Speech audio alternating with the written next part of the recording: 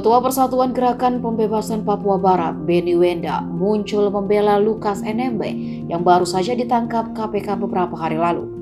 Menurutnya, kasus korupsi yang dituduhkan kepada Gubernur Papua itu adalah rekayasa.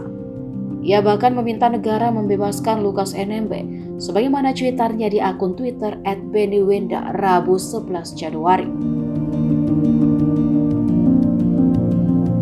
Merespon pernyataan Benny tersebut, Menteri Koordinator Bidang Politik, Hukum, dan Keamanan, Mahfud MD menyatakan penangkapan Lukas sudah sesuai dengan proses hukum dan pemerintah tidak mau dianggap takut terhadap Lukas dan kelompoknya.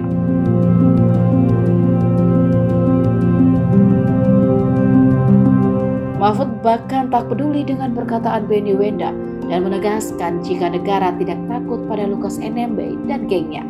Kata Mahfud di Kompleks Istana Kepresidenan Jakarta Jumat 13 Januari.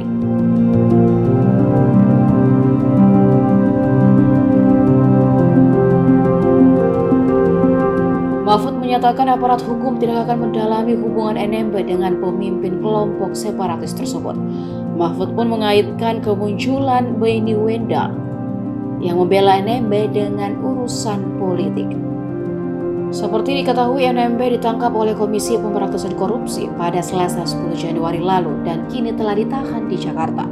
NMB merupakan tersangka kasus dugaan gratifikasi senilai 1 miliar rupiah yang telah berkali-kali dimangkir dari panggilan KPK karena alasan sakit.